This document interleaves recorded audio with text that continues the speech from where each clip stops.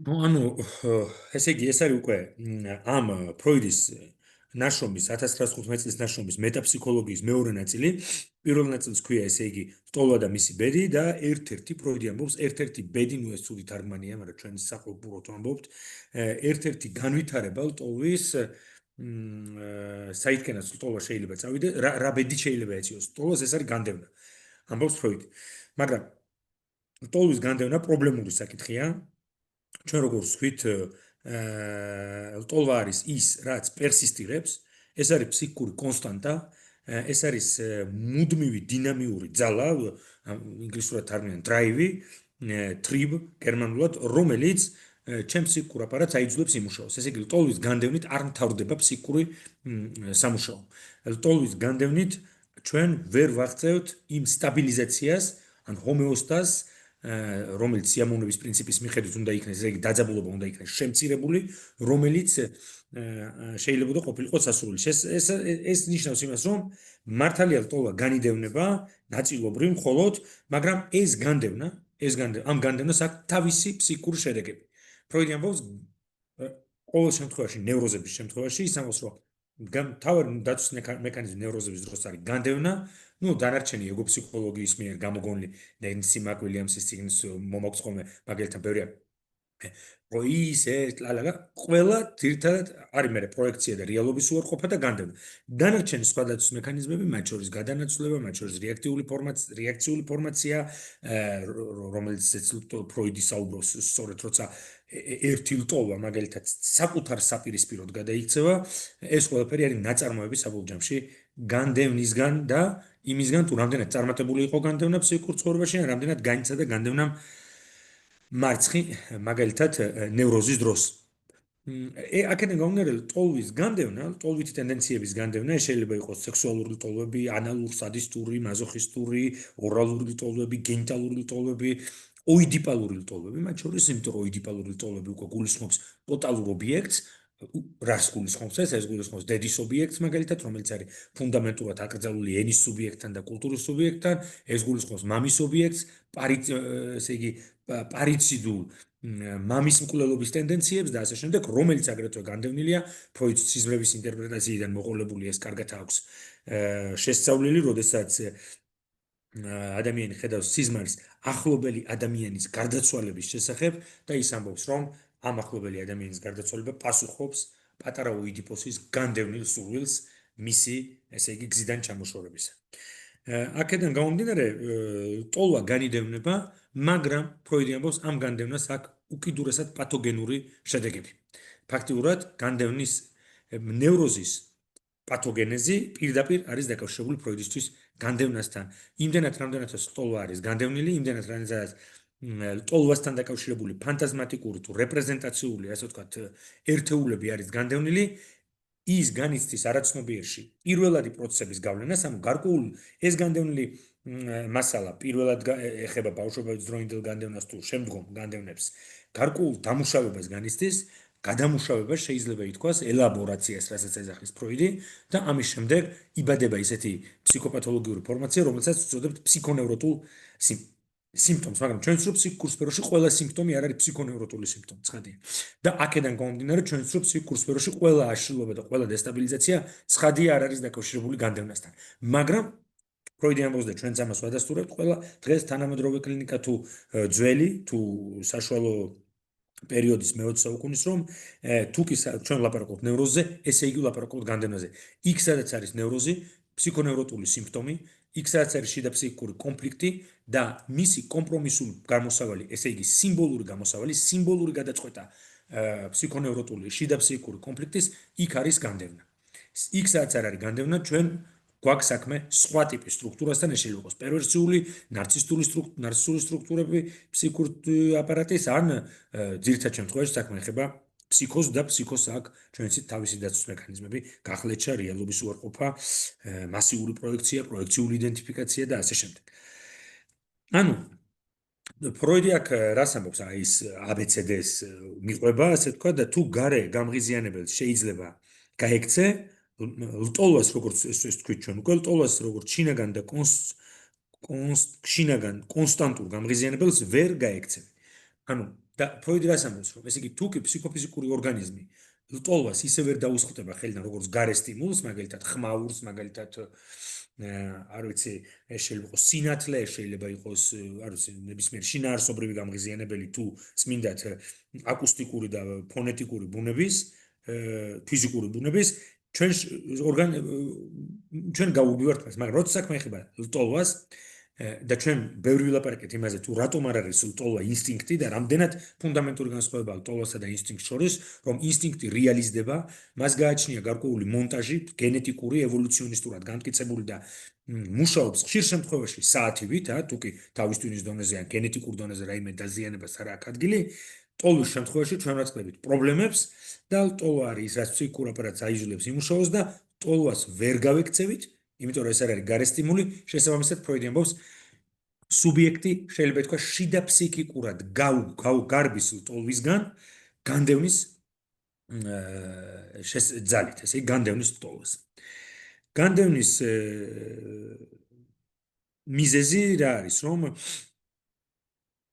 უპირველეს ყოვლისა, ფროიდი ამბობს, ხდება ფსიქიკურ აპარატში რაღაც და ეს არის ნევროზის მიზეზი, სწორედ რომ ლტოლვის რეალიზაცია ობიექტთან ურთიერთობის კონტექსტში თუ აუტოეროტიულ კონტექსტში, აუტოეროტიული ფორმით სუბიექტთან, ინდივიდთან იწვევს, რომელმაც აი ამ ესე იგი რეალიზაცია ლტოლვის, რომელიც როგორც ვთქვით, ყოველთვის ნაწილობრივია, ესე იგი ლტოლვა შიგნით გულისხმობს სტრუქტურულ დაუკმაყოფილებლობას, ფუნდამენტურს, მაგალითად ვენჩისლავ ბატონმა წაიკითხა დონ ჟუანზე სემინარი და ასე შემდეგ, ფუნდამენტურად დაუკმაყოფილებელია, ობიექტი ყოველთვის ინადეკვატური, არ არის 100%-ით ადეკვატური ჩემ ლტოლვასთან, თუმცა ლტოლვა მუდმივად ეძებს ობიექტს და ეს დაკმაყოფილება, ამ დაკმაყოფილება უნდა მომიტანოს სიამოვნება, მაგრამ ფროიდი ამბობს, რომ სუბიექტთან ხდება რაღაც, რაც ესე იგი იწვევს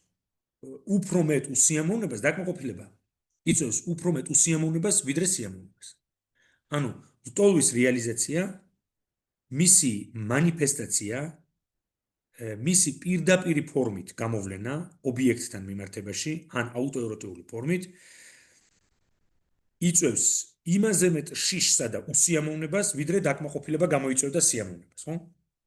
აქედან გამომდინარე, წარმოიქმნება შიდა ფსიქიკური დაძაბულობა, ერთის მხრივ ლტოლვა და მეორეს მხრივ ძალები, რომლებსაც მოქმედებაში მოყავს შფოთვა და დაცვის მექანიზმები და უპირველეს ყოვლისა განდევნა და განიდევნება ლტოლვა და ფსიქიკურ ცხოვრება მეტნაკლებად აღწევს სტაბილიზაციას. ანუ მოტივმა, უსიამოვნების მოტივი უნდა იყოს უფრო ძლიერი ფსიქიკურ ცხოვრებაში, ვიდრე შეიძლება და ყოფილიყო დაკმაყოფილებით მიღებული სიამოვნების მოტივები, ხო? ნუ, ფროიდი საუბრობს პირველად განდევნაზე, ეს ძალიან რთული ცნებაა და შეიძლება ერთ დღეს ცალკე სემინარი მიუძღვნათ ამას. პირველადი განდევნა არის განდევნა, რომელიც გულისხმობს პირველადი ობიექტის დაკარგვას და გარკვეულ რას ლაკანი უწოდებს სფალტუნგს, მათ გერმანულად, ესე იგი წყვეტას, ჩემსა და პირველად ობიექტს შორის, რაც აფუძნებს არაცნობიერს, ესე იგი ფსიქიკურ აპარატში შიგნით ღრმად რაღაც ვარდება, რაღაც წყდება, ვარდება, რაც ქმნის ატრაქციის ველს, ანუ მიზიდულობის ველს და მერე უკვე ხდება განდევნა როგორც ასეთი, ანუ მეორადი განდევნა. ამ ფროიდის პრობლემა რა არის, როდესაც ის აღმოაჩენს არაცნობიერს, მას აინტერესებს ის თუ როგორ ფუძნდება არაცნობიერი ცნობიერებასთან მიმართებაში. ანუ რაშია პირველი წყვეტა, ფუნდამენტური წყვეტა, რამაც უნდა ფსიქიკური აპარატის შინაგანი დიფერენციაცია მოახდინოს და ის ამოს პირველადი განდევნა, რომელიც როგორც ერთგვარი ნაგლეჯი თავის გარშემო შექმნის გრავიტაციულ ველს, რასაც მერე დაეფუძნება შემდგომი სერიები განდევნის, რაც მერე შექმნის არაცნობიერის კონტენტს, ხო? მაგრამ ეს ძალიან რთული კონცეფტია მართლაც პირველადი განდევნა და არის თეორიული ჩიხი აქ ბევრი თვალსაზრისით. მაგრამ თქვა ჩვენ რომ ხო, აქ წინის შეხვედრაზე ჩვენ ვილაპარაკეთ, რომ ხდება განდევნა ლტოლვის და იმ რეპრეზენტაციის, რომელიც დაკავშირებულია რომელიც გამოხატავს ლტოლვას, ანუ ფანტაზმი, რეპრეზენტაცია, ფსიქიკური ხატები, შინაარსები, გარკვეული სცენარები, რომლებიც გამოხატავს ლტოლვას. ეს ლტოლვა ფიქსირებულია რეპრეზენტაციაზე, მაგრამ აფექტი არ განიდევნება. განდევნილი რეპრეზენტაცია, ანუ რეპრეზენტირებულია სხვა რეპრეზენტაციით, ამაზე ჩვენ ბევრი ვილაპარაკეთ, რომელსაც ამ სხვა რეპრეზენტაციას ინვესტირებს ლტოლვა ფიქსირებულად და ჩვენ ვილაპარაკეთ რეპრეზენტაციაზე, ხო, როდესაც მთავარი რეპრეზენტაცია, პირველადი რეპრეზენტაცია განდევნილია, ის პოულობს სიმბოლურ, ასე ვთქვათ, ხელჩასაჩიც გარეთ, მეორე რეპრეზენტაციაში, ანუ რეპრეზენტაციაში და ის აფექტი, რომელიც პირველ რეპრეზენტაციასთან იყო დაკავშირებული, შფოთვის, შიშის, სიყვარულის, დესტრუქციის თუ სხვა, შურის, ციზულის და ასე შემდეგ, ეს აფექტი მიეწებება მეორე რეპრეზენტაციას. და რომელიც მხოლოდ სიმბოლურად გამოხატავს პირველს. მოსაზღვრე თუ ასოცირებული მოსაზღვრე ესაზღვრება მას აკუსტიკურად, ესაზღვრება მას შინაარსობრივად, თუ როგორ, თუ სიმბოლურად. ამიტომ ხშირად ფობიური ობიექტი შეიძლება იყოს ერთი შეხედვით სრულიად უწყინარი, აბსოლუტურად ან მაგალითად პეპელა, ან მაგალითად სცენარის, ქოთნის სცენარის ფესვები. ერთ-ერთ პაციენტს ჩემს რომელსაც ჰქონდა ფობია ქოთნის სცენარის ფესვების. რატომ? იმიტომ რომ ეს ფესვები, ამ შემთხვევაში ამ ქოთნის სცენარების, სახლის სცენარების ფესვები მხოლოდ სიმბოლურად გამოხატავს განდევნილ რეპრეზენტაციას, რომელიც ლტოლვით არის ინვესტირებული. ეს ამაზე ვილაპარაკებ, მაგრამ ამ ნაშრომში იყო ამაზე კიდევ გამეორებით საუბარი. განდევნილი ლტოლვა და რეპრეზენტაცია, ესე იგი, მრავლობით ეს ძალიან მნიშვნელოვანია, განდევნილი ლტოლვა და რეპრეზენტაცია მრავლობით ტრანსფორმაციებს განიცდის და ჩვენ ვაანალიზებთ რეალურად ამ განდევნილი ფსიქიკურის გადამუშავების პროდუქტებს, ფორმაციებს. ანუ იქნება ფსიქიკური ფორმაციები, როგორც არის სიმპტომი, როგორც არის სიზმარი, როგორც არის წამოწდენა, როგორც არის სიმპტომატური ურთიერთობები, განმეორება ერთი და იგივეს ფსიქიკურ ცხოვრებაში და ასე შემდეგ, რაც არის შედეგი განდევნილი ლტოლვის და მასთან დაკავშირებული რეპრეზენტაციების მრავლობითი ტრანსფორმაციების, რომელსაც ის არაცნობიერში განიცდის. არაცნობიერი არის ცოცხალი ნაწილი, ორგანო, ფსიქიკური მთავარი, ჭეშმარიტ ფსიქიკური რეალობა, როგორც ფროიდი უწოდებს, რომელიც იმართება პირველადი პროცესებით და ამ პირველად პროცესები გულისხმობს კანონზომიერებებს და მთავარი არაცნობიერში მოხდეს მნიშვნელობა, მოხდეს შინაარსი, მოხდეს განდევნილი ლტოლვა, რომ ის იმ წუთშივე ხდება ერთგვარი ამ კანონზომიერებებით დეტერმინირებული და არაქაოტური გადამუშავების საგანი.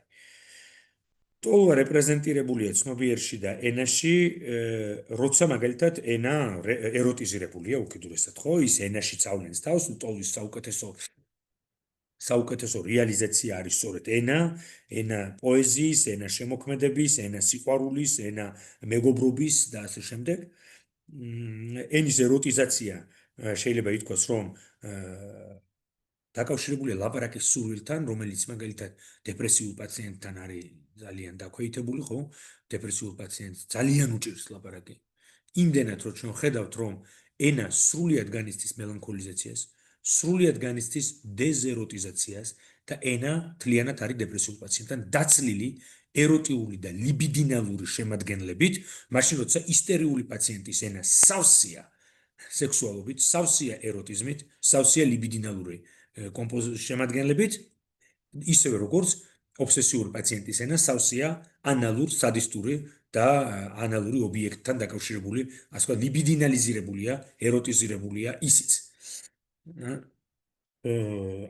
მაგალითად, ლტოლვა რეპრეზენტირებულია ენაში, როცა ჩვენ ლაპარაკობთ ვთქვათ სიძულვილის ენაზე, ხო? და ქართული პოლიტიკა, ჯერ კიდევ როცა არსებობდა ის, იყო ძალიან გაჯერებული სიძულვილის ენით და სამწუხაროდ ჩვენ ეკეთ სანატრელი გაგვიხდა, იმიტომ რომ ახლა არის გაჯერებული ბოდვით.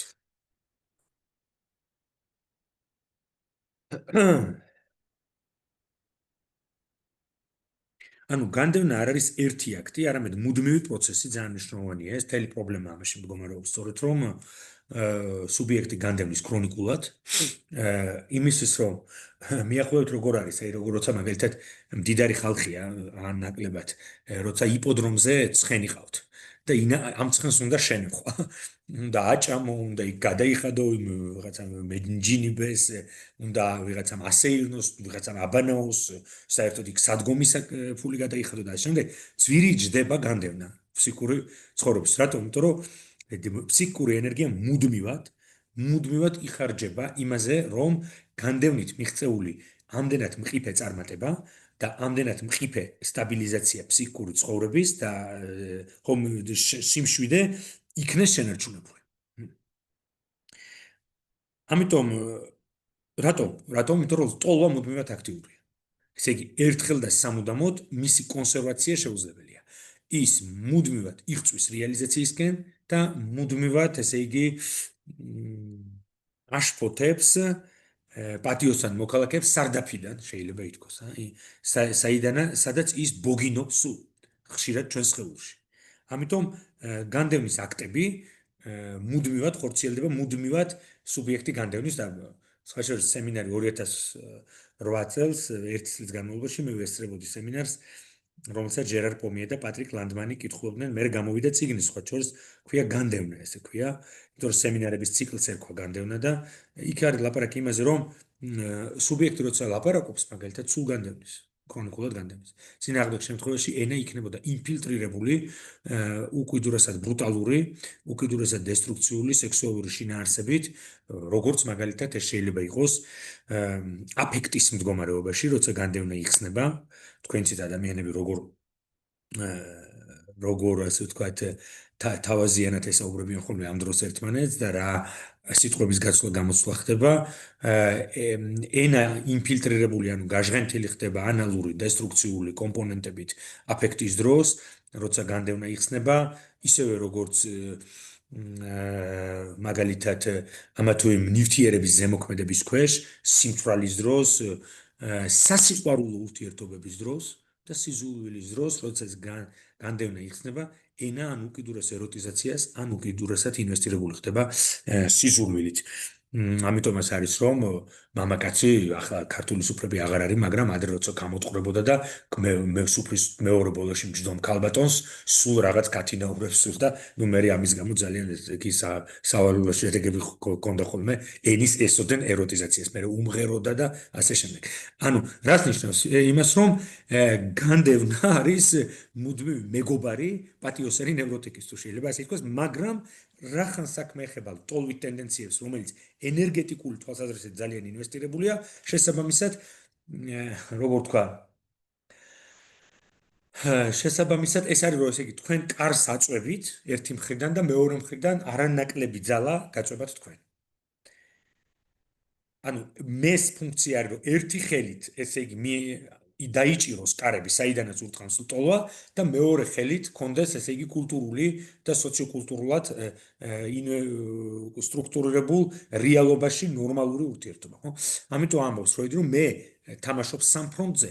ერთია რომ შეაკავოს ტოლვა და მუდმივად განდევნოს, მეორე არის რომ დააკმაყოფილოს სუპერეგოს მოთხოვნები და ისე გაატაროს საქონელი საბაჟოზე, რომ არ მოხდეს მისი სანქცირება და ამავე დროს ორიენტირდეს რეალობაში და გაითვალისწინოს რეალობის დიქტატი, ამბობს ფროიდი, გარკვეული თვალსაზრისით რეალობა არის დიქტატი, რეალობა არის ის, რასაც მე უნდა უსმინო.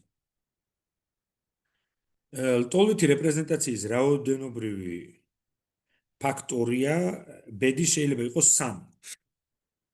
ამბობს ფროიდი, ტოლვა არის განდევნილი ისე რომ მისი კვალი აღარსად დაიკვირვება, ან მაგალითად ნორმის შემთხვევაში, ხო? ნორმის შემთხვევაში ოიდიპალური ტენდენციები კარგად არის განდევნილი. ან ის ნარჩუნდება მხოლოდ აფექტის. სხვა შორის მე ლექცია წავიკითხე ოდესღაც აზროვნების აკადემიაში აფექტზე. YouTube-ზე არის აფექტი რო აკრიფოთ, იქ არის ლექცია, რომელიც ცალკე მიუძღვენი აფექტს. ან ის ნარჩუნდება მხოლოდ აფექტის ფორმით, რომელსაც აქვს თვისობრივი შეფერილობა. ანუ ეს შეიძლება იყოს სიზურვილის აფექტი, სიყვარულის აფექტი, შურის და ასე შემდეგ. ან ტოლვა ტრანსფორმირდება შფოთვაში. აქ უნდა გავითვალისწინოთ, რომ აი ეს, რასაც ფროიდი ამბობს, რომ ტოლვა ტრანსფორმირდება შფოთვაში 1926 წელს დაწერილი ნაშრომი. ესე იგი, ერთი ნაშრომი არის ფროიდის შფოთვის ნევროზი, ეს არის უკვე 1900-მდე წელს დაწერილი, მეორე არის აქტუალური ნევროზი, მესამე არის ნაშრომი ფობიებზე და მეოთხე უკვე ჩვენ აქ ვლაპარაკობთ ტოლვის უნარზე ტრანსფორმირდეს შფოთვაში, ანუ შხამად ეკცეს განდევნილი ტოლვა სუბიექტს, იმიტომ რომ ტოლვა შფოთვა არის ის, რაც პირდაპირ რო ვთქვა, წამლავს ფსიქიკურ ცხოვრებას და 1926 წელს უკვე ნაშრომში ინჰიბიცია სიმპტომის შფოთვა ფროიდი იძლევა დასრულებულ თეორიას შფოთვაზე, რომელსაც ის ცვლის პირველ თეორიაში შფოთვაზე ცვლის 1926 წელს და ნუ მართლა კლინიკური თვალსაზრისით უფრო ღრმას და გენიალურ ნაშრომს ჩვენს სფეროში, ჩემი აზრით, ადამიანი ვერ წაიკითხავს, ასე მგონია. და ეს ბოლო ორი განვითარება ტოლვის, ბოლო ორი ეს არის ის, რომ ცარიელი აფექტი რჩება ზემოთ, ზედაპირზე. მიახლოებით მაგალითად აი სახლში რო არის რაღაცა თაგვირო შეძრება გაზკურაში და იქ მოკვდება და აყროლდება და ყველაფერი არის სუფთა, მაგრამ მაინც რაღაც ქოთს.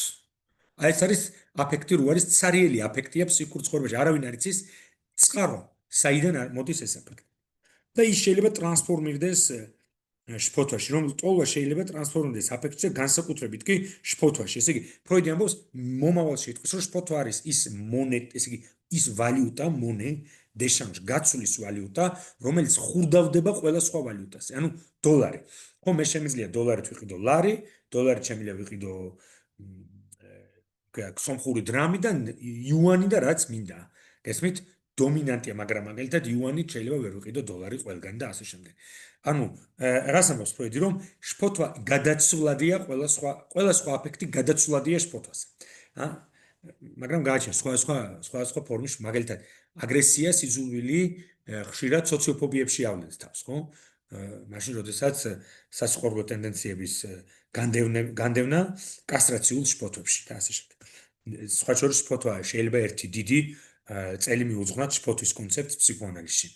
ლაკანის მეათე სემინარით ზემოდან მივახოლოთ, იმიტომ რომ არსებობს კასტრაციული შფოთვა, არსებობს ფსიქოტური შფოთვები, არსებობს ნარცისტული შფოთვები, არსებობს შფოთვები მოსაზღვრე მდგომარეობების დროს. ფაქტიურად ყველა ფსიქოპათოლოგიას თავისი შფოთვა გააჩნია, დისოციაციური შფოთვა, ჩამონგრევის შფოთვა, არარსებობის შფოთვა, აუტისტური ჟანრის და ტიპის შფოთვები, ფსიქოტური შფოთვები და ნევროტული შფოთვა, რომელსაც სხვაგვარად უწოდებთ კასტრაციულ შფოთვას და ამაზე მაქვს ლექცია წაკითხული სტუდენტებთან. მე მგონა რომ ვიწერდი და არ ჩაიწერათ დამენანა, იმიტომ რომ კარგად ვცდილობდი განმემართა თუ რამდენად განსხვავებულია კასტრაციული შფოთვები შფოთვის სხვა ფორმებისგან.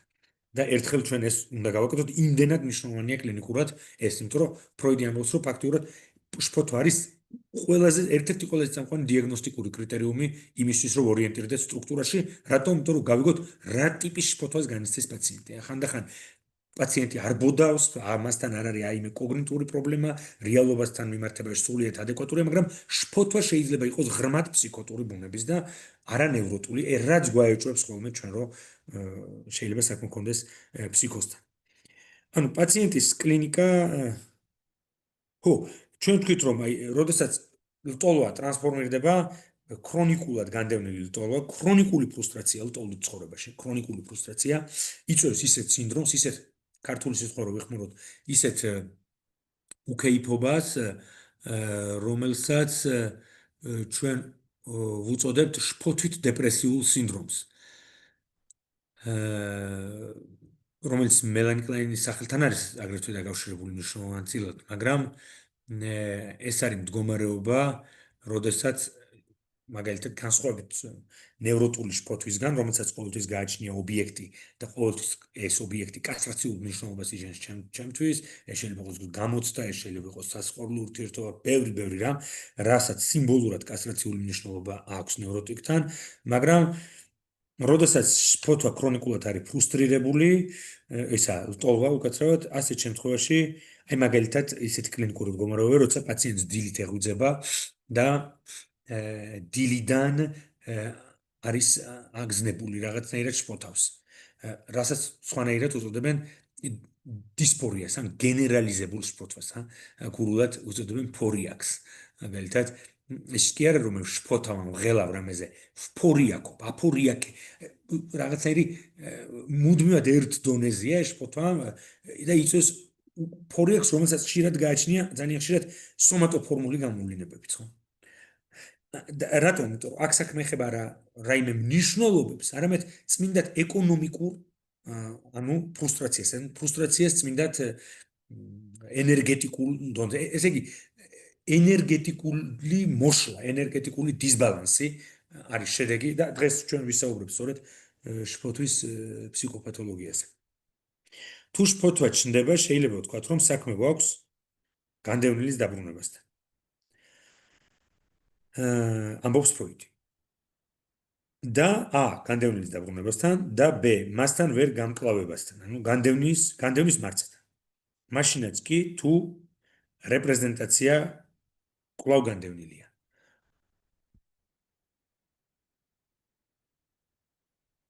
ანუ ფროიდისთვის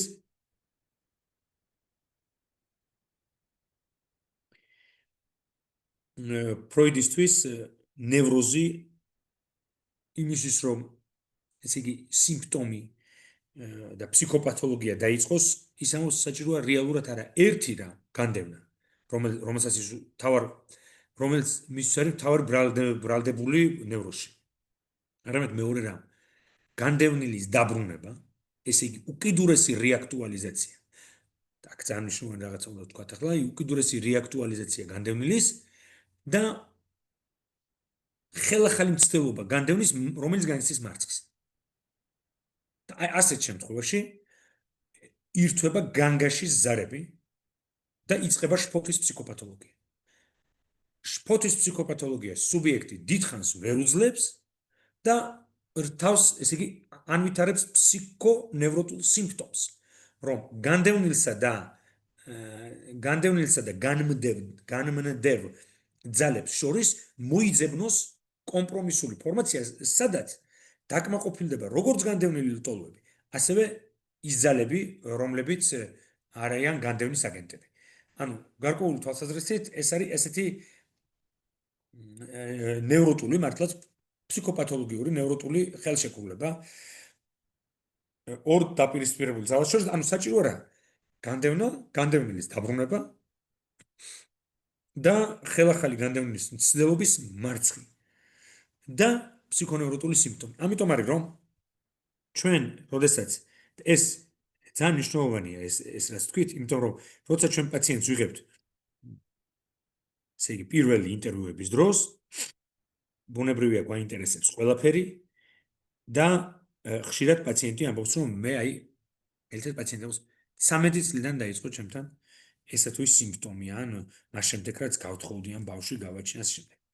და ჩვენ ვეკითხებით მას მოვლენის შესახებ, თუ რა მოვლენა უძღოდა მის ცხოვრებაში, ყოველთვის ესე ხელის გულზე არ დევს. ალბათ 50% შემთხვევაში მე ვიტყოდი, რომ პაციენტს შეუძლია დაასახელოს მოვლენა, ხანდახან სრულიად უწყინარი და ხანდახან პირიქით ერთმნიშვნელოვნად პოზიტიური მოვლენა, ან ნეგატიური მოვლენა, ან ტრავმატიზმი, ან მოვლენა ერთი შეხედვით უწყინარი, რომელმაც მაინც გამოიწვია ტრავმატიზმი და ასე შემდეგ. და ეს მოვლენა არის ის მოვლენა, რომელსაც ჩვენ ვწოდებთ ჩამრთვალ ფაქტორს, ფსიქოპათოლოგიის ჩამრთვალ ფაქტორს. და ნევროზის შემთხვევაში, რომ ფსიქოსს რო გავანებოთ თავი, ნევროზის შემთხვევაში ეს ჩამრთველი ფაქტორი არის ის ფაქტორი, რომელიც განდევნილის აქტუალიზაციას ახდენს. რომ მაგალითად პაციენტი იტყვის რაღაც ძალიან შემეხო ამ დროს. ანუ ჩვენ ენაზე რომ ვთქვათ, შეეხო ჩემს განდევნილს, რომელიც იყო მიზინებული და ამ სიტყვა ნათქვამმა, ან ამ მოვლენამ, ან ამ გამოხედვამ, ან ამ დანაკარგმა ცხოვრებაში აქტუალიზაცია მოახდინა რაღაცის, რაც მე შემეხო და რაც იყო განდევნილი. უამრავი მაგალითი შეიძლება მოვიყვანოთ. მაგალითად პაციენტო რომელსაც დაკარგა ჩვილი ბავშვი, ახალშობილი ფაქტიურად, მრავალი წლის წინ ეს დაამუშავა ანალიზზე და ამის შემდეგ უცბად პოულობს, მრავალი წლის შემდეგ პატარა ფისოს კნუთს რომელიც არის ეს ავად მოსავლელია მის ქალიშვილი ამ კონც წამოიყვანს სახლში და ახარჯავენ ბევრ თანხებს ვეტერინარებთან ატარებენ და ასე შემდეგ და უცბად კვდება ეს კნუტი და ეს არ არის პაციენტი რომელიც ახლა მაინც გადაგებული არის და რაღაცა ცხოველთა დაცვის წარმომადგენელი და ასე შემდეგ და ეს პაციენტი იწვევს ძალიან ძლიერ ემოციებს, უძიმეს ემოციებს, ტრაგიკულ ემოციებს და ხშირად ესეც არ არის ხოლმე საკმარისი, როცა პაციენტს ვეკითხებ და ეკითხებით რა არის ის რამაც თქვენ ამდენად აღგაშფოთათ ის რომ მე იმ ღამეს როცა ეს კნუტი გარდაიცვალა არ ვიყავი იქ. ნუ რა თქმა უნდა საქმე ეხება ბავშვს. ამიტომ მოვლენა რომელიც ერთი შეხედვით არის უცხინარი მოვლენა, იწვევს დისპროპორციულად დიდ აფექტურ რეაქციებს და ფაქტიურად ზოგიერთ შემთხვევაში ფსიქოპათოლოგიის ჩამრთველი შეიძლება იყოს. რატომ? იმიტომ რომ განდევნილი შინაარსი რტოლვასთან ერთად განდევნილი რეპრეზენტაცია როგორც აი რა გათქასო შურდულს რო ვეძახით ჩვენ ის არის ლარივით არის მოჭიმული და ელოდება მოვლენას რომელიც გამოეხმაურება მას და ხდება ამ დროს ესე იგი განდევნილის რეაქტუალიზაცია და განდევნა მოდის ისევ იმისთვის რომ აღკვეთოს ეს კატასტროფა მაგრამ გვიანია იწყება შფოთვის კლინიკა შფოთვას სუბიექტი დიდხანს ვერ უძლებს და ანვითარებს ფსიქონევროტულ სიმპტომს რომელიც ასტაბილურებს მის ფსიქურ ცხოვრებას მთელი დარჩენილი სიცოცხლის განმავლობაში ფსიქონევროტული სიმპტომი მუნზე უარესია ვერ იშორებს სუბიექტი ეხლა გავრცელდა და ყველას უსურვებ რომ გადაედოს ვისაც ესე იგი უნდა რომ ცივილიზირებულ სამყაროსთან არ ურთიერთოს და საბუნთან კონდეს მუნი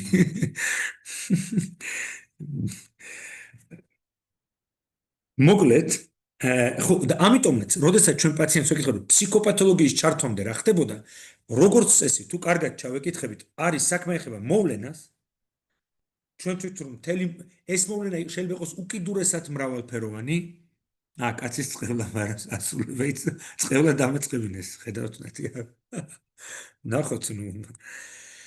ნახოთ და ანუ ეს განდევნილის აქტუალიზაცია ესე იგი ხდება ამის შემდეგ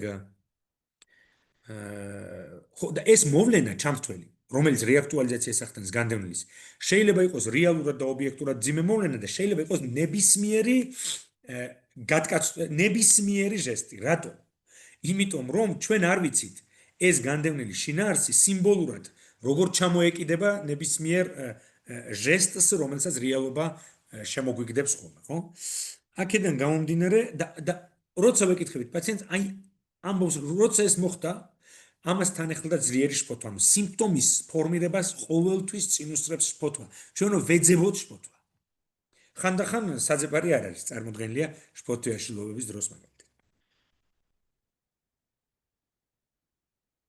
თუ შფოთვა ჩნდება, შეიძლება ვთქვათ, რომ საქმე გვაქვს განდევნილის დაბრუნებასთან და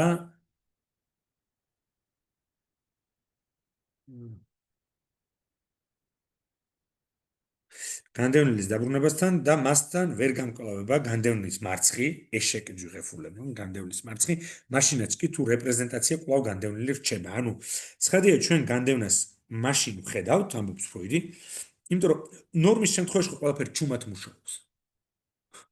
ჩვენ პათოლოგია გვაინტერესებს იმიტომ, რომ გავიგოთ ნორმა. პათოლოგიის დროს ეს მექანიზმები იწყებს ხმაურს. მაგალითად, მანქანის მოტორი როცა კარგად მუშაობს, ჩვენ არც ვიცით როგორ არის აწყობილი, მაგრამ როცა იწყებს ხმაურს, ჩვენ ხედავთ, რომ ის მრავალი დეტალისგან შედგება, ხო? რომ საქმე გვაქვს მექანიზმთან.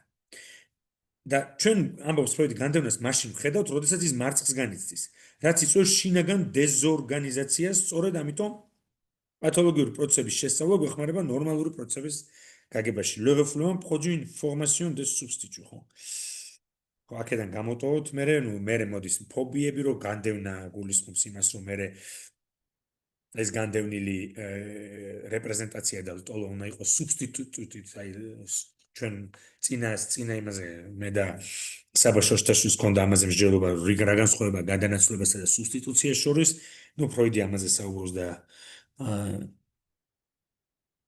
ფობიის მაგალითია მამის კვლევების პარიციდული ლტოლვა ობიექტს ანაცვლებს ცხენის ჰანსთან, ხოლო ლტოლვა ტრანსფორმირდება შფოთვის აფექტად და თავს ავლენს საბოლოო ჯამში და კრისტალიზირდება ფობიურ შიშში ცხენების და ეს ფროიდის ტრაქტატები. და საქმე ეხება განდევნის მარცხნივ. ფობიური ობიექტი კი შფოთვის კრისტალიზაციას ახდენს, აფიქსირებს შფოთვას დროსა და სივრცეში. რამოდენიმე სიტყვით შევეხოთ შფოთვის ფსიქოპათოლოგიას. ტოლვის ფსიქოპათოლოგიას, კარგი წარმოსწენა, შფოთვის ფსიქოპათოლოგია უფრო ტოლვის ფსიქოპათოლოგიას ბრწყალებში, იმიტომ რომ ასეთ ფსიქოპათოლოგია არ არსებობს, ჩვენ თქვით რომ ტოლვას არც უყვარს და არც ძულს, ის უბრალოდ ერთგვარი მოტივია ფსიქიკური.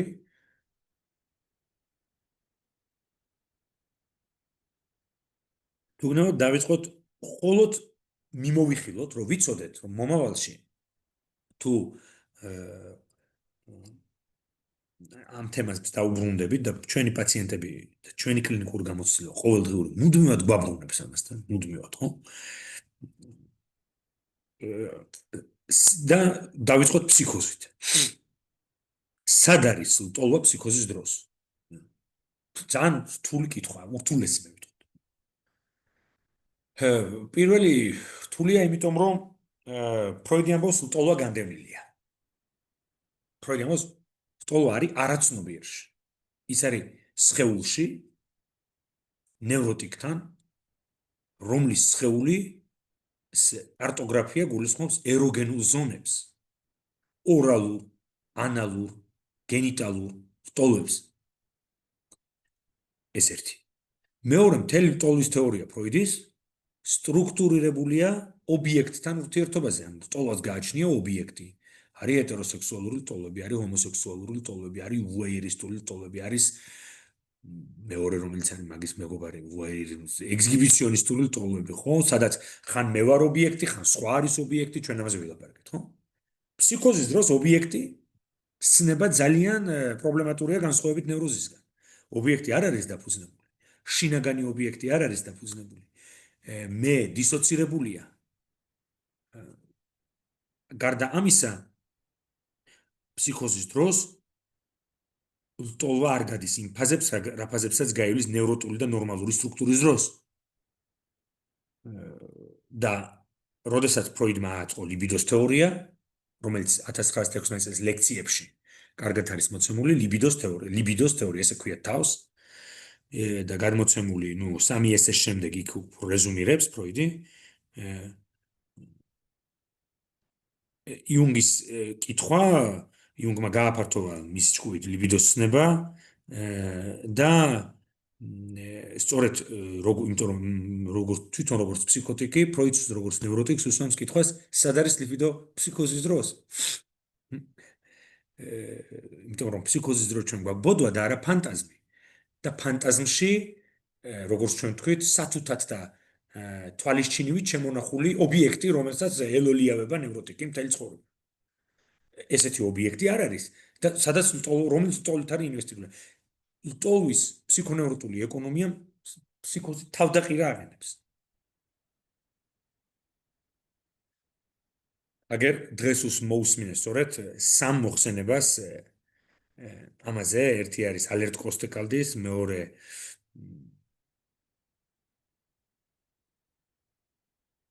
მეორის და მესამეც არის, მაგრამ მათი სახელები აღარ მახსოვს, ეხლა გეტყვით.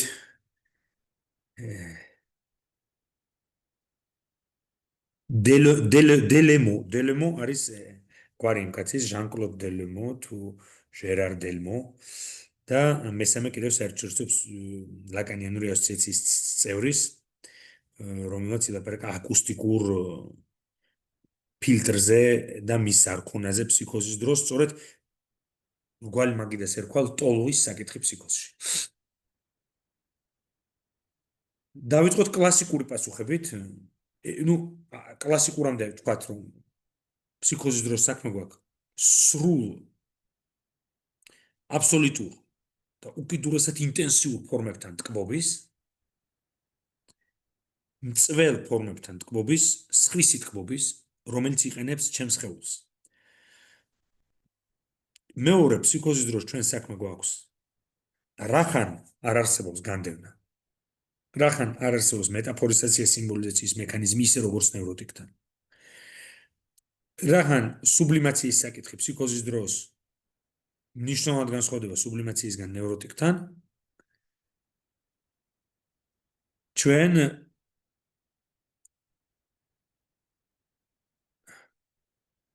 გვაქვს ერთგვარი ტოლვითი ანარქია. ანუ სადაც ერთი ლტოლვა მეორეს ანაცვლებს სწრაფად, სადაც რამოდენიმე ლტოლვა ერთდროულად მანიფესტირებს ყველაზე ბრუტალური ფორმით, რაც შეიძლება წარმოვიდგინოთ. რაც გულისხმობს იმას, რომ თუკი ნევროტიკი და ნევროტულად და ოიდიპოლურად ორგანიზებული ფსიქიკური სტრუქტურა ლტოლვისაგან იღებს საჭირო ფსიქიკურ ენერგიასა და ენერგეტიკულად შთაგონებას, რომ ეს ყველაფერი ქმნადობის პროცესად გადააქციოს, ურთიერთობაც ყოველკარკულად შემოქმედებითი პროცესია, ხო, ადამიანები ერთმანეთთან ურთიერთობენ, ერთმანეთს სვლიან და ასე შემდეგ, სასიყვარულო ურთიერთობები თუ დაპირისპირება, მეტოქეობა და ასე შემდეგ. და ნევროტიკი ამ ლტოლვისგან იღებს საჭირო ენერგეტიკულ რესურსებს, წადია. არაცნობიერია ბუნებრივია, ხო? მაგრამ ფსიქოზის დროს ჩვენ ხედავთ იმას, რომ ფსიქიკური ცხოვრება, განსაკუთრებით ცნობიერი სტრუქტურები, განსაკუთრებით ენა, როგორც ცნობიერების მთავარი ინსტრუმენტი და განსაკუთრებით სხეული არის ფრონტი ლტოლვების. ესე იგი, ეს არის ერთგვარი ხორუმს ეყვავენ ფსიქიკურ ცხოვრებაში ლტოლვები. ესე იგი, არის დიდი ყვირილი ფსიქიკურ ცხოვრებაში ლტოლვების. და არა ის სიჩუმე და ჩუმი მუშაობა, რომელსაც განაპირობებს ნევროტიკთან უზრუნველყოფს განდევნა. რაც შეეხება აობიექტს, ლაკანი ამბობს, ფსიქოტიქს აობიექტი ჯიბეში უდევს. ანუ ის არ არის დაკარგული, ის არ არის სურვილის განმაპირობებელი, ეს პირველად ობიექტთან არქაულ ურთიერთობას ინარჩუნებს ფსიქოტიკი. არქაულ ლტოლვით ურთიერთობას. თქვენ გინახავთ მაგალითად ფსიქოტიკები დღეს ნახე ხშირად ვაკვირდებით ჩიტაის ქუჩაზე, ხშირად არის რომ ფსიქოტიკი აგროვებს ნაგავს. მოაქვს და აგროვებს ძალიან ბევრს, ურიკებით დადიან, ველოსიპედებზე ეს ბოთლები, პლასმასის 1000 რამ. რატომ? იმიტომ რომ პირველადი აობიექტი არის აქ, ხელში უჭირავს მას. და მთელი ეს ლტოლვითი ცხოვრება სიმბოლური რეგისტრით, ენით, პირველადი ობიექტის დანაკარგით კი არ არის, ასე ვთქვათ, სტაბილიზირებული, არამედ იღვრება რეალურის რეგისტრში. რაც შეეხება ფროიდის პასუხს იუნგისათვის. ხო, სად არის ლიბიდო ფსიქოზის დროს? ფროიდი ამბობს, ფროიდი წერს ამის გამო ნაშრომს ნარცისიზმზე, რომელიც უკვე მზად არის მის თავში და ამბობს, რომ ლიბიდო ფსიქოზის დროს ინვესტირებს მეს და გამოიხატება ეს ინვესტიცია, ლიბიდინალური ინვესტიცია მესი, გამოიხატება ისეთ ფსიქოზისათვის დამახასიათებელ პათოგნომიურ ნიშანში, კლინიკურ ნიშანში, როგორც არის მეგალომანია. ანუ შეიძლება ითქვას, რომ ყველა ტიპის ფსიქოზი, მანიაკალურ დეპრესიული, ანუ ბიპოლარული ფსიქოზი იქნება ეს, შიზოფრენიული აშლილობა იქნება ეს, თუ პარანოია, მელანქოლია, განსაკუთრებით, თუ მძიმე ნარცისტული და აშლილობები, არ ვიტყვი პერსონოლოგიური, იმიტომ რომ ეს იქ ყველაფერი ერთად აჭაღრილი და ის საერთოდ სხვა რამეა, გულისხმობს მეგალომანიურ კომპონენტს. ეს არის მანია გრანდიოზა, ეს არის ყოვლისშემძლეობის განცდა ფსიქოტური, ეს არის ის, რომ მაგალითად პარანოიკის შემთხვევაში ყველაფერი რაც ხდება ეხება მას, მის მეს, ყველა გამოხედვა და ყველა ჟესტი ტელევიზორიდან იქნება ეს, თუ რეალურ ცხოვრებაში, თუ სად, გარკვეული თვალსაზრისით მასთან არის დაკავშირებული ნებისმიერი პოსტი, რომელიც შეიძლება ვიღაცამ გამოაქვეყნოს, უკავშირდება იმ პოსტს, რომელიც დადე მე და ასე შემდეგ. ანუ ფაქტიურად მე ხდება ფსიქიკური ცენტრი და ყველა გზა მიდის მესთან. ფროიდი ამბობს, რომ ფსიქოზის დროს, თუმცა პარანოიზაციის შემთხვევებშიც, პარანოიზაციის და არაპარანოიის, რომელიც შეიძლება განიცადოს ნევროტულმა სტრუქტურამ ტრამვის ან მძიმე გამოცდილებების კვალობაზე, აგრეთვე ესე იგი ლიბიდო ბრუნდება მეში და ინვესტირებს მეს, ტოვებს ობიექტებს და ტოვებს ფანტაზმს. თუ არა ნარცისტული ყოლის ფანტაზმს ინვესტირებს. ამიტომაც მეგალომანია ფსიქოზის შემადგენელია როგორც ქრონიკული სიმპტომი, მაგრამ ყველა სუბიექტი, რომელიც პარანოიზაციას განიცდის, გარკვეულ მეგალომანიურ და ნარციციზაცია შეიძლება განიცადოს ყველა. და ეს შეიძლება საკმაოდ დიდხანს გაგრძელდეს, მაგალითად, წვავე ობსესიური ნევროზის დროს და ასე შემდეგ. მაგრამ ფროიდი რას ამბობს, რომ საბოლოო ჯამში ფსიქოზის დროს ლიბიდო, სექსუალური ლტოლვა განიცდის დეზეროტიზაციას და დეზეროტიზაციას ნარციციზაციის სასარგებლოდ. ლტოლვა ტოვებს ობიექტს და ბრუნდება მეში. კიდევ რაც ძალიან მნიშვნელოვანია ფსიქოზის დროს, როცა ლაპარაკობთ ლტოლვაზე და ლტოლვის ადგილზე ფსიქოზში, ეს არის სიკვდილის ლტოლვა. და სიკვდილის ლტოლვის და დესტრუქციული ლტოლვების კლაინიანური გაგებით და ისედაც ფროიდიანული გაგებით სიკვდილის ლტოლვის ამ დროს, ესე იგი, ფსიქოზში სიკვდილის ლტოლვა გამოვლინების პიკს აღწევს. რაც ხშირად გამოიხატება თვითდესტრუქციულ სიმპტომებში. სიკვდილის ლტოლვა ანგრევს პირველ რიგში იმას, რასაც ფროიდი უწოდებს ლიბიდინალურ კავშირებს. სიკვდილის ლტოლვა და დესტრუქციული ლტოლვები ანგრევს და უტევს კავშირებს, ანუ დამყარებულს რეპრეზენტაციებს შორის და სწორედ როცა ჩვენ ვლაპარაკობთ ფსიქოზის დროს დისოციაციაზე და დისოციაციურ პროცესებზე, ეს გამოწვეულია იმით, რომ სიკვდილის ლტოლვა და დესტრუქციული ლტოლვები შეანგრევენ ფსიქურ ცხოვრებას ყველაზე ბრუტალური ფორმით, რომელიც შეიძლება წარმოვიდგინოთ.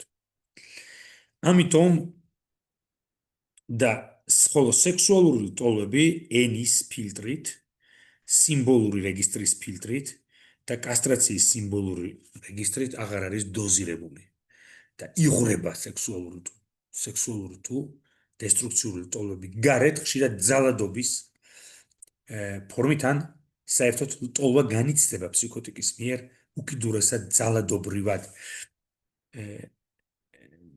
მაშინე არის ეს ფრანგულის თქო, მაშინე მანქანას ნიშნავს მაშინ, მანქანას და მანქანიზირებულია სხეული ლტოლვის მიერ, ატრიალებს ლტოლვა.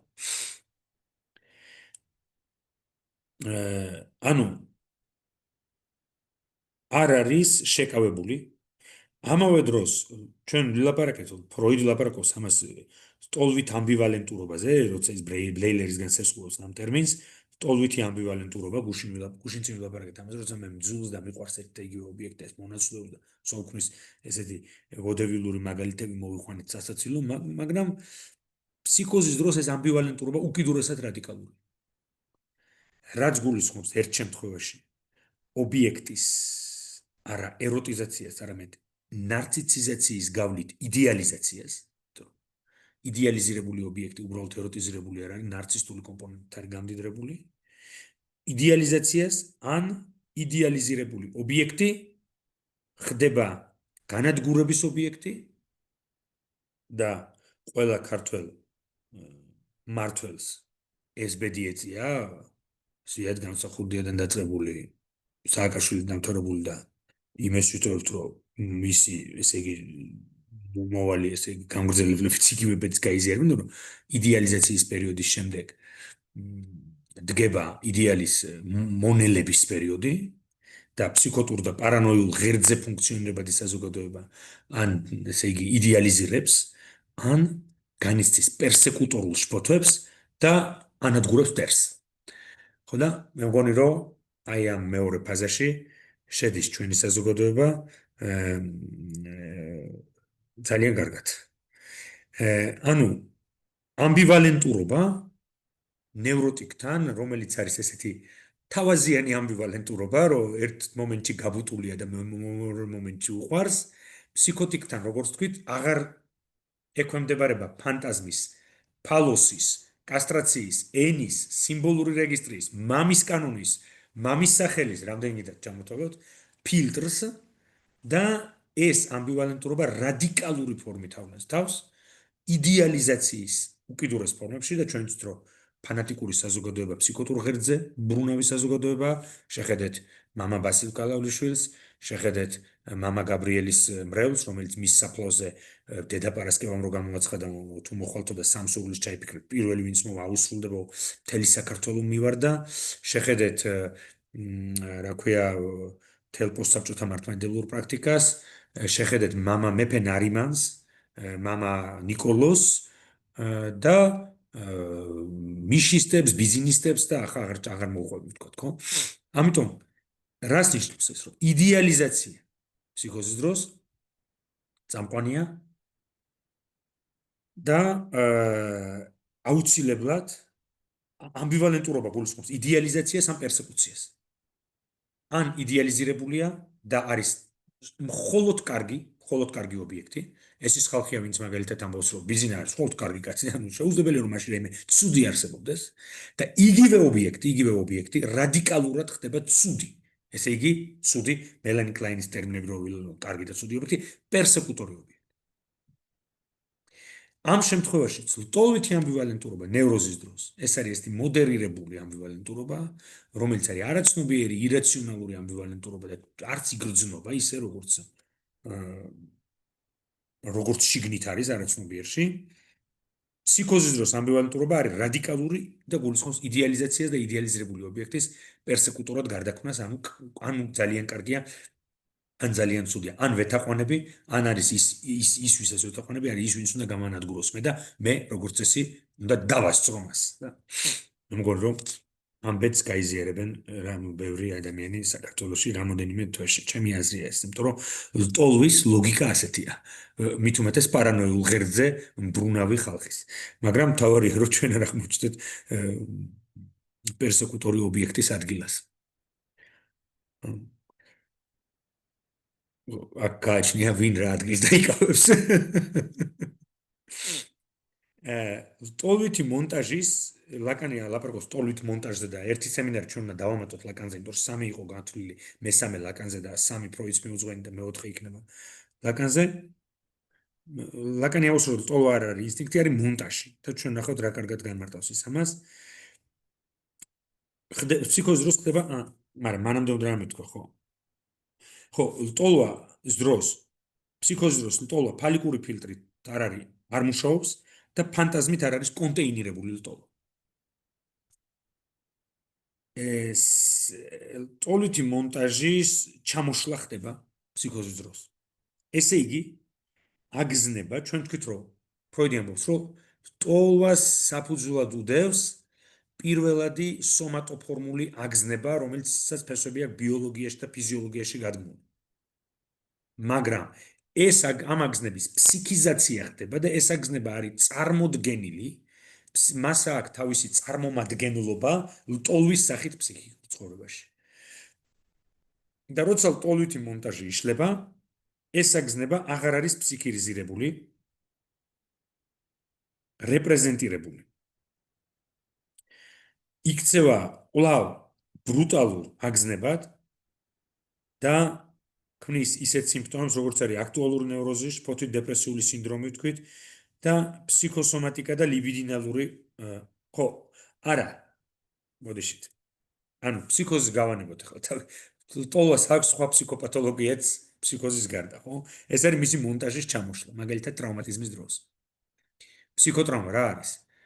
ორ რამდენად დამახინჯებული ცნება ეგრეთ წოდებული ფსიქოტრაუმატოლოგების ხელში. რამდენად დამახინჯებული ცნება, მაგრამ ჩვენ ვეცდებით, რომ ამ ცნებას დაუბრუნოთ თავისი ადგილი ფსიქოპათოლოგიაში, მაგრამ რა ხდება ტრაუმატიზმის დროს? ფროიდისთვის ფსიქოტრაუმა არის პირველ რიგში ეკონომიკური კატასტროფა ფსიქიკურ ცხოვრებაში.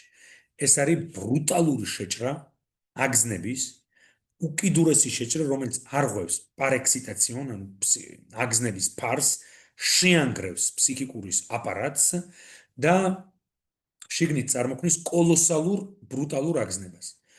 კოლოსალური შფოთვით, რასაც ჩვენ ვეძახით თავზარს. როდესაც სიდერაციას განიცდის ადამიანი, ესე იგი ხელფეხი გაყინული აშეშებს ტრაუმატიზმი, ხო? და ხდება რა, ლტოლვითი მონტაჟის ჩამოქცევა.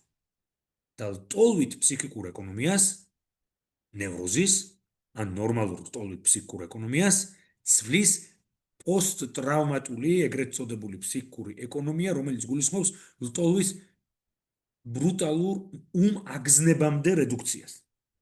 ამიტომაც არის ფსიქოტრაუმის დროს სავსე სუბიექტის ფსიქიკა და სხეული ისეთი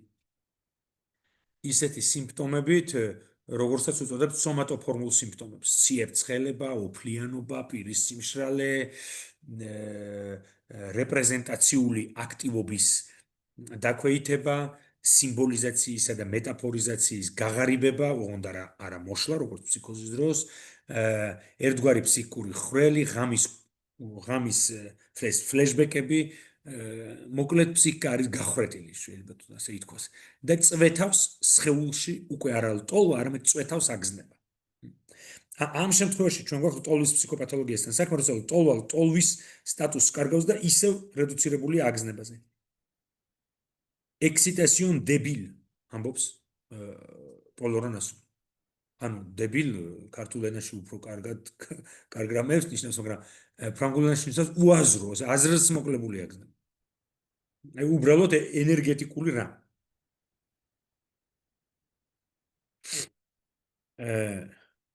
ამასთან არის დაკავშირებული, ესე იგი, აქტუალური ნევროზის, რასაც ფროიდი აღწერს, შფოთვით დეპრესიული სინდრომი, როდესაც ლტოლვითი მონტაჟი მექანიკური დარტყმით, ტრაუმატიზმის მექანიკური დარტყმით არის და არა სიმბოლური კონფლიქტით ჩამოშლილი. გესმით რა შეიძლება? სიმბოლური კონფლიქტი ლტოლვის მონტაჟს არ შლის. ის მის სიმბოლურ ან ფსიქონევროტულ დაკმაყოფილებას უწყობს ხელს. ნევროტული კონფლიქტი, მაგრამ თუ კი მოხდა მექანიკური დარტყმა, ან მექანიკური ფრუსტრაცია, ფროიდი აღწერს ამ ფრუსტრაციის ფორმას, ამ შემთხვევაში ლტოლვა შეიძლება ჩამოიშალოს. აგრეთვე ლტოლვის ფსიქოპათოლოგია არის დაკავშირებული ფსიქოსომატიკასთან და ერთგვარ ლიბიდინალურ სტასთან. როცა აგზნება აღარ არის რეპრეზენტირებული, როცა აგზნება აღარ არის ფსიქიკურ ცხოვრებაში წარმოდგენილი, ანუ ფსიქიზაციას არ განიცდის, განიცდის რას? ფსიქიზაციის საპირისპირო პროცესს სომატიზაციას. ზოგიერთი გამოვა და იძახის, რომ ფსიქოსომატიკა, სტრესი ხო თავი წაგვართ, სტრესი ხო არ არის ფსიქოლოგიური ტერმინი. ეს არის სელიეს შემოტანილი ტერმინი, რომელმაც იკვლია სტრესი ვირთხებში, თაგვებში. და არის წმინდა წყლის ფიზიოლოგიური კონსტრუქტი. ნეიროფიზიოლოგიური კონსტრუქტი. მაგრამ გაყიდეს, რა ვიცი რა ფასად. საოცარი, ფროიდმა ვერ გაყიდა თავის სიზმრების ინტერპრეტაცია იმის მეათეთ ფასად, რა ფასადაც სელიემ გაყიდა სტრესი. რომელიც არის წმინდა წყლის ფიზიოლოგიური ცნება. მაგრამ ჩვენ გვაქვს უფრო მნიშვნელოვანი ცნებები, რომ ფსიქიზაცია როცა არ ხდება, აგზნების ლიბიდინალიზაცია, ეროტიზაცია, მეტაფორიზაცია, ფსიქიკური გადამუშავება, ბევრი ტერმინი შეიძლება გამოვიყენოთ, ხო? ენობრივ წესრიგს როცა აღარ ექვემდებარება აგზნება, ანუ ფსიქიზაცია როცა არ ხდება, ხდება სომატიზაცია. და სომატიზაცია არ ნიშნავს იმას, რომ როცა ვშფოთავ, გული მიჩქარდება, ეს არ არის სომატიზაცია. ეს არის ჩემი სხეულის რეაქცია, როდესაც მაგალითად შეყვარებული ადამიანი თავის შეყვარებულის დანახვაზე წიწლდება, ეს არ არის სომატიზაცია, ეს არის სხეულის ნორმალური რეაქცია. სომატიზაცია არის, როდესაც ჩემი ფსიქიკური ცხოვრება გაღარიბებულია ფანტაზმისგან, გაღარიბებულია სიზმრებისგან, გაღარიბებულია წარმოსახვითი შინაარსებისგან, გაღარიბებულია მეტაფორული და სიმბოლიზატორული აქტივობებისგან. ასეთ შემთხვევაში ნაცვლად იმისა, რომ ხოდა როცა ჩემი ურთიერთობა რეალობასთან არის ოპერატორული, ანუ წმინდად ტექნიკური და დაცლილი ყოველგვარი ლტოლვისგან, ანუ ემოციური შეფერილობისგან, ასეთ შემთხვევაში სად უნდა წავიდეს ეს აგზნება, თუ არა მოახდინოს კონკრეტული ორგანოს ფუნქციონირების სტრუქტურული მოშლა, მაგალითად კანცერით და ასე შემდეგ. ამიტომ იქ სადაც ლტოლვა არ არის ფსიქიზირებული, არის სომატიზირებული. ნუ ერთ-ერთი ბედი ლტოლვის არის შფოთვად ტრანსფორმაცია, ეს თქვით. სომატოფორმულაშლობები, ფორიაქი, დაბუჟებები, კანკალი, ციებცხელების შეგრძნება, კუჭისწვა, უძილობა. ძალიან ხშირად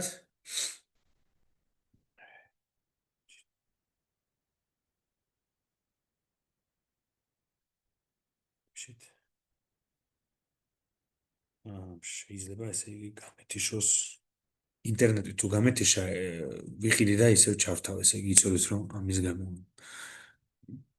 ანუ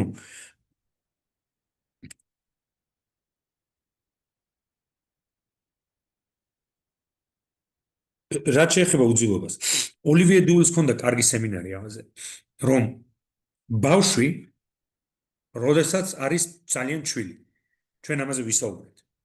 მოთხოვნილებასა და ლტოლვას შორის განსხვავება. შიდა ესე იგი აგზნება, დაძაბულობა, რომელიცაც იწვევს აგზნება, პრიმიტიული აგზნება და მისი ფსიქიზაცია. როდესაც ჰალუცინატორული ხატი იქმნება ობიექტის და მე ამ ჰალუცინატორული ხატის ინტერიორიზაციის შედეგად ფუძნდება ობიექტი, რომელიც აი ამ ფსიქურ აგზნებას გარდაქმნის ლტოლვად და მე დამეძინება. ბავშვს ეძინება ძუძუთი.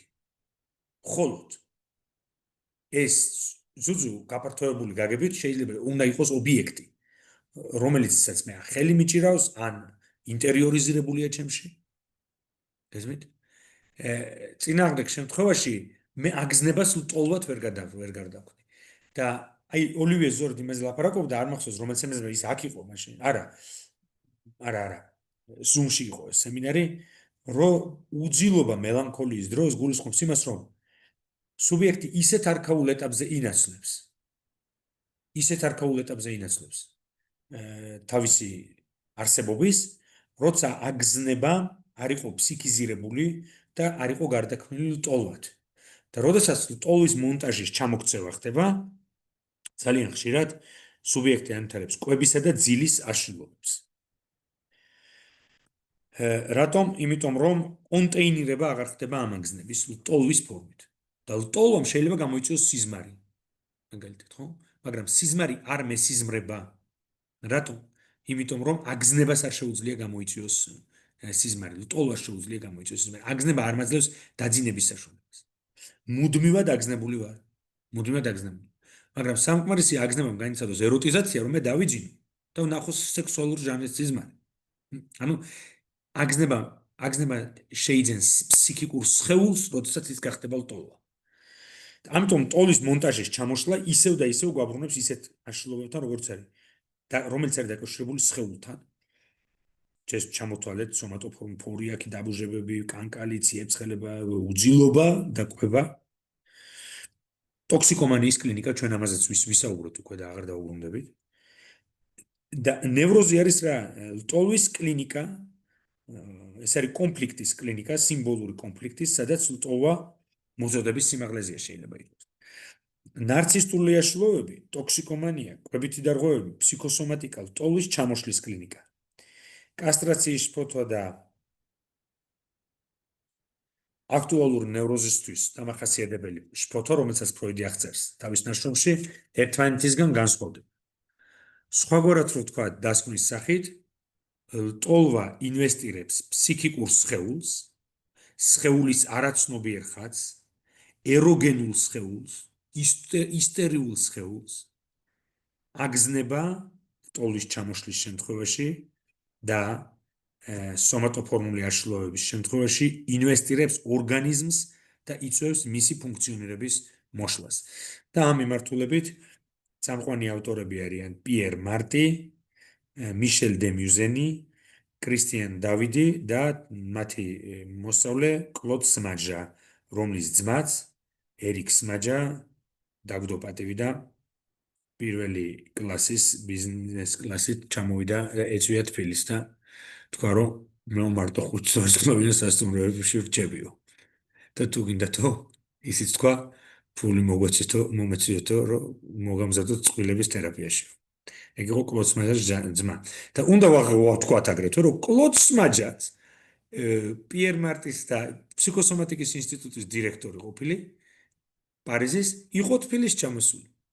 ხო ის საოცრება ეს იყო რუსების მიერ მოწყობილი ფართო კონფერენცია, რომლის შესახებ ჩვენ ვერაფერი ვერ გავიქეთ და რომლებმაც მოიწვიეს კლოდი და ჟერარ სვეგიც, სხვათა შორის ჟერარ სვეგი ხშირად იყო ესპას ანალიტიკში მოწვეული ჩვენს მებზეც, საერთაშორისო ფსიქოანალიტიკური ასოციაციის კაცია, რომელსაც დაწერა სხვათა შორის აგზნებაზე წიგნი, რომელსაც ქვია სპორტ ადიქტები, რომ დარბიან, ხო და რაღაცა აბა რამდენი კალორია დაწვეს და ეს ფიტნესის ხალხი და ჟერარ სვეგიც იყო ჩამოსული. ერიკ სმაჯა ხო ჩამოვიდა ისე, მე მგონი თავის ძმასთან დიდი ურთიერთობა კარგი არ უნდა ჰქონდეს. მაგკაცი ვთქვი რომ ძალიან ძნელად წარმოვიდგენია რომ მაგკაც ვინმე უყვარდეს, მაგრამ მისი ძმა იყო ჩამოსული თბილისში კლოდი. კლოდ სმაჯას წიგნი მაქვს. ჩემ მეგობარს ვთხოვე ადრე ჩვენს კოლეგას გიორგის, რომელსაც ქვია ოპერატორული აზროვნება, ანუ ფსიქოსომატიკის კლინიკაზე აქვს დაწერილი. და გამიკვირდა უბრალოდ შემთხვევით აღმოვაჩინე და სხვა შორის ლაკანიანერ ანალიტიკოსებსაც ჰქონდათ აქ რუსებს როგორც თვითონ ამბობენ ამ პლაშატკაზე ჩვენ პლაშატკაზე კონფერენცია და ამ პლაშატკაზე ეგენი არა მხოლოდ ფსიქოანალიტიკურ კონფერენციებს ძალიან ბევრს იცეკვებენ მომავალი წლების განმავლობაში და ჩვენ შევეგუოთ ამას და იმედია რომ დაგვპატიჟებენ გესმით. აი ესეთი რამე იყო მართლა გაგვირებული უბრალოდ კლოდ სმაჯა ჟერარ სვეგი იყვნენ თბილისში, მე მგონი აი ერთი წელიც არ იქნება გასული.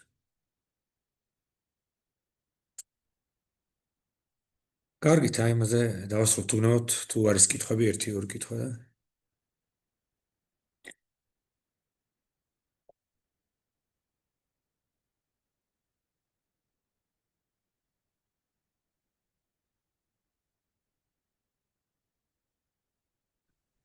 გამარჯობა.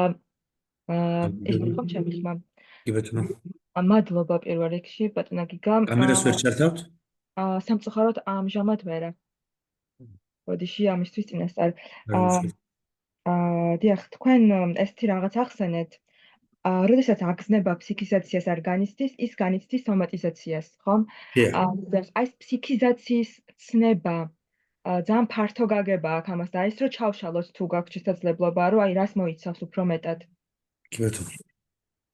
პირველი მოიცავს იმას, რომ ეს აგზნება ოდესღაც იყო დაკმაყოფილი, ესე იგი დაოკებული ობიექტით. ამის შემდეგ ეს ობიექტი სეპარირდა ჩემგან. მე მისგან შევქმენი გარკვეული ხატი. ესმით, ჰალუცინატორული. მე ინტერიორიზაცია მოახდინე ამ ხატის. და უკვე ეს აგზნება მიება ფსიქიკურ რეპრეზენტაციას. და მე უკვე ეს აგზნება რეალური, სომატური, ფიზიკური, ასე ვთქვათ, აგზნება სომატურივე, ფიზიკურივე მატერიალური სუბსტრატით კი არ დავიკმაყოფილე, ეს აგზნება დავიკმაყოფილე რაღაც ფსიქიკურით, ოცნებით, ჰალუცინაციით თავიდან პრიმიტიულად ოცნებით. და უკვე ჩავარდი არა კანიბალიზმის პრიმიტიულ ფორმებში, როდესაც მე მაქვს აგზნება და პირი მაქვს გაღებული და მინდა რომ რეალური ობიექტი გადავყლაპო. არამედ ჭამდავ სვამ ჩემს ფანტაზმს, თვალი ჭამს და თვალი სვამს. ანუ აგზნებამ განიცადა ფსიქიზაცია. და როდესაც ეს ფსიქიკური კონსტრუქტი ამა თუ იმ მიზეზის, ჩვენ ვთქვით ტრაუმის, ჩვენ ვთქვით ფსიქოზის, თუ ამა თუ იმ მიზეზის გამო იშლება, ლტოლო უბრუნდება თავის საწყის ძალიან ფიზიოლოგიურ მდგომარეობას აგზნების და სად მიდის ეს აგზნება? თუ არა სხეულში.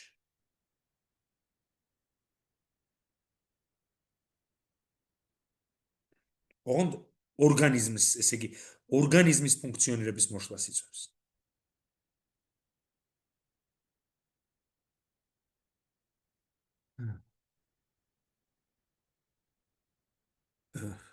კითხვა.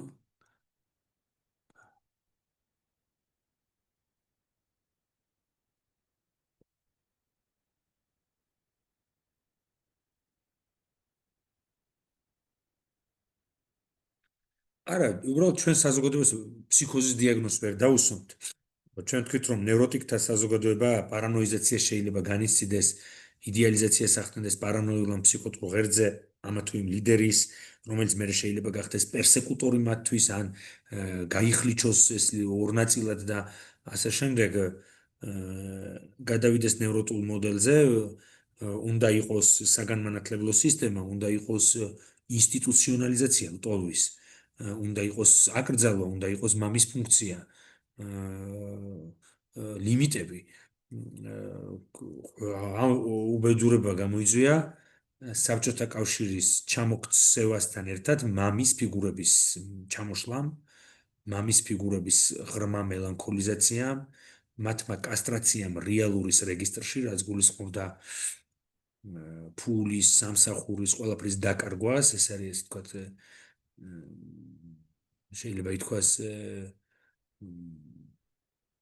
ჩამორთმევ, რა ქვია, ყველაფერს რო ჩამოგართმევს, გაკულაკებული სულიად და მე ვიტყოდი რუსი დედის და ქართველი დედის ფიგურის აბსოლუტურმა აღზევებამ ოჯახში, რომელმაც შექმნა ესეთი ეს თვითკმაყოფილი ნარცისის შვილი, საკუთარ თავზე შეყვარებული, თავის მეგალომანიურ ფანტაზმებში შემოსაზღვრული სუბკულტურულად, კომუნოტარულად, ძირითადად ეხება თბილისის ცენტრალურ უბნებს, მაგრამ არა მხოლოდ ქუთაისშიც დაიგუება ეს და ოზურგეთშიც და ყველგან. აი ამ ეს დედა დგას, აი ამ საზოგადოების უკან. სწორედ, რაც ნიშნავს იმას, რომ რაიმე უნივერსალური, ასე ვთქვათ, აღნიშნულების ირგვლივ კი არ არის სტრუქტურირებული, არამედ სტრუქტურირებულია დედის ნაკლის ირგვლივ, რომლის ადგილსაც როგორც ფალოსი ისე იკავებს სუბიექტი. და ამიტომ ჩვენ ხედავთ ამდენ ერეგირებულ მამაკაცს თბილისის ქუჩებში ჯიპებით შავი კანქალებს, სადაც ისინი კი არ ფლობენ ფალოსს, არამედ განასახიერებენ მას. ყველაზე ექსგიბიციონისტური მანერით. და ეს კალაძის იმასთან რომ გამართი რაღაცა ხელს რო იკიდებდნენ და ასე შემდეგ, სხვა ფერია თუ არა ის რომ ხო, ნუ ეს კიდე სხვა არის, პერვერსია იყო, მე ასე ვიტყოდი, მაგრამ ამ საზოგადოების პრობლემა ის არის, რომ აქ მამას არავითარი ადგილი არ აქვს, ჩემი აზრით, ეს არის დედის იდეალი და ამ იდეალის პირმშო, რომელიც დადის ქუჩაში თავზე ხელაღებული.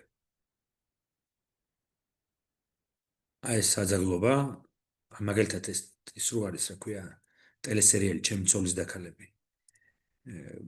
უბრალოდ მიყვირს, აი მე ვერ ვმივხვდი, ვინც ეს ტელესერიალი გადაიღო, ის კრიტიკულად არის განწყობილი ამის მიმართ, თუ რატომ იცით, რომ ის ხალხი, ვინც ამ ტელესერიალში თამაშობს, მართლაც ისეთია, როგორსაც თამაშობენ თავის თავს.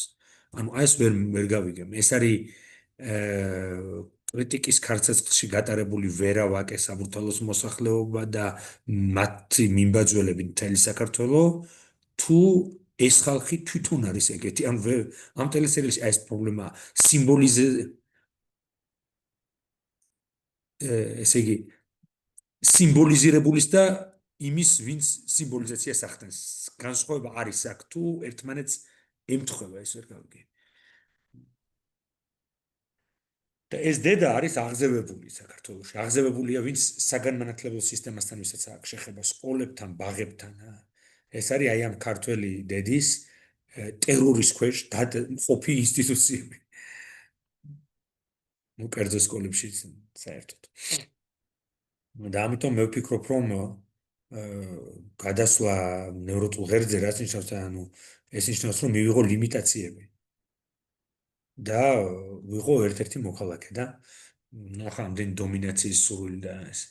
და და ეს ეს პრიმიტიული მეგალომანიური ფანტაზმები აქედან მოდის დაკავშირებული ქართველობასთან, დაკავშირებული ქართულ იდენტობასთან, ქართული სუფრა, მართლმადიდებლობა, რომ ყველაფერი ქართული მართლმადიდებლობა არის უპირატესი ყველა სხვა დანარჩენზე, წილოხედრობა და ასე ეს არის აი ამ მეგალომანიური კომპონენტების გამოვლენა.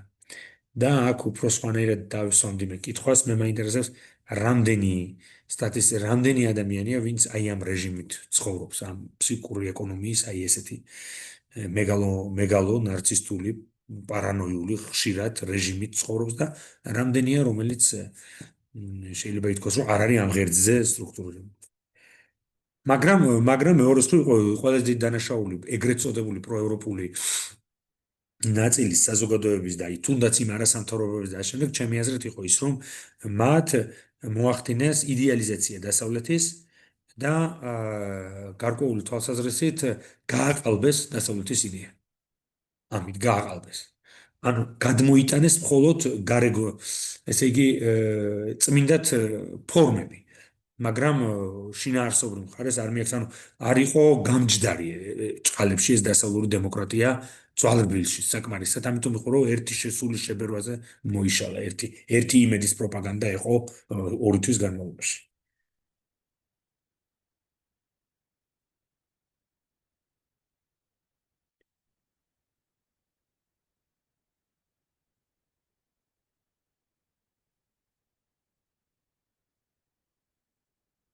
ომარ არის კიდევ კითხვები?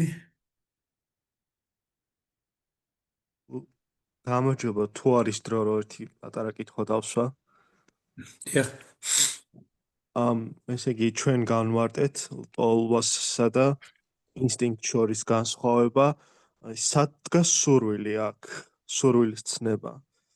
სადმე რჩება მისი ადგილი, თუ ტოლვა მთლიანად გულისხმობს ეს სურვილს. კითხვა არის მართლაც ფუნდამენტური კითხვა. ფუნდამენტური კითხვა არის და არის ესეთი ავტორი ჟან-კლოდ აგერი, შეიძლება ეს თქვათ. ლაკანიანელი ავტორია, რომელიც აი ამ კითხვას swams, ეს ძალიან რთული კითხვაა. მე ეს კითხვა ბევრისთვის დამისვამს.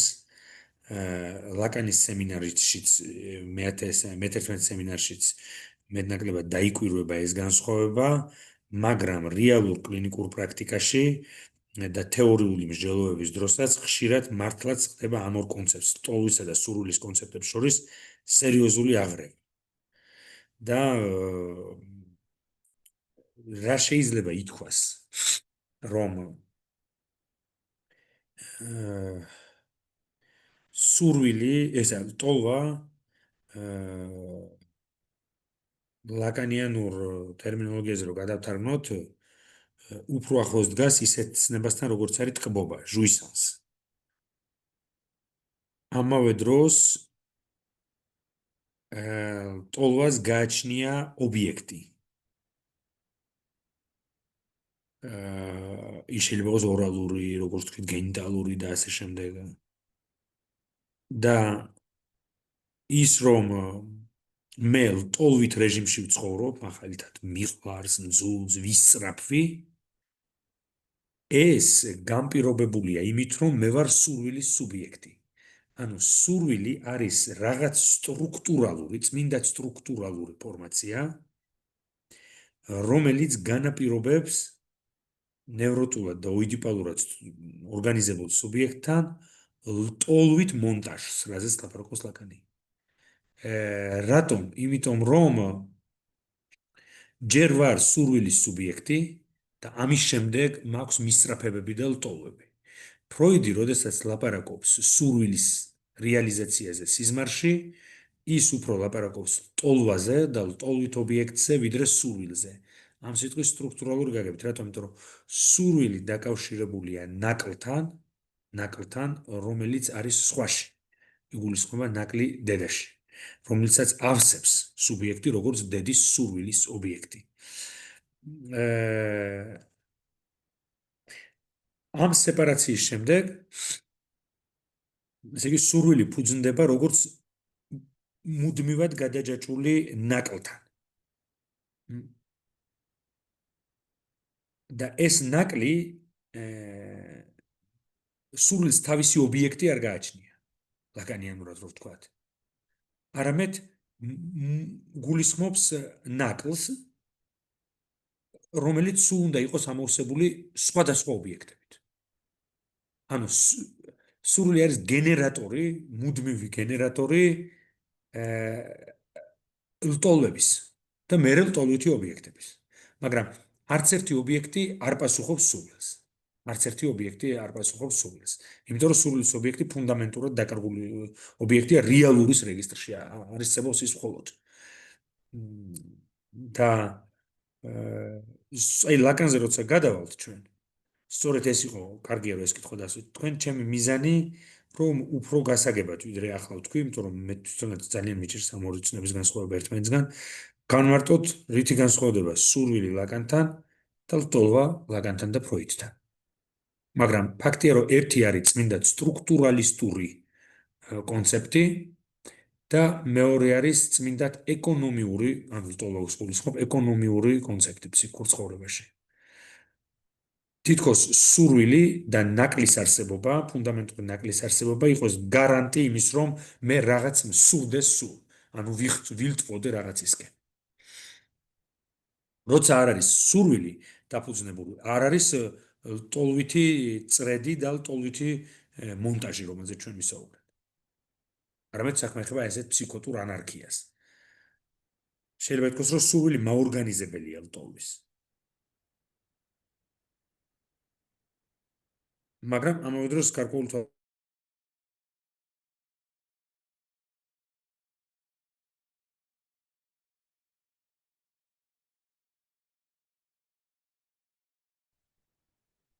სავარაუდოდ ინტერნეტი გაითიშა. ხო, გაიჭედა.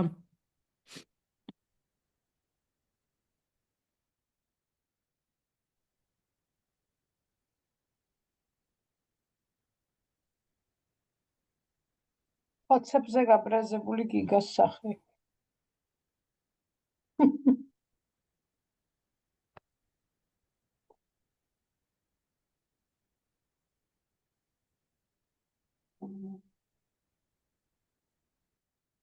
კარგი, დავასრულოთ მაშინ, მაინც ბოლოსკენ ვიყავით სასულები და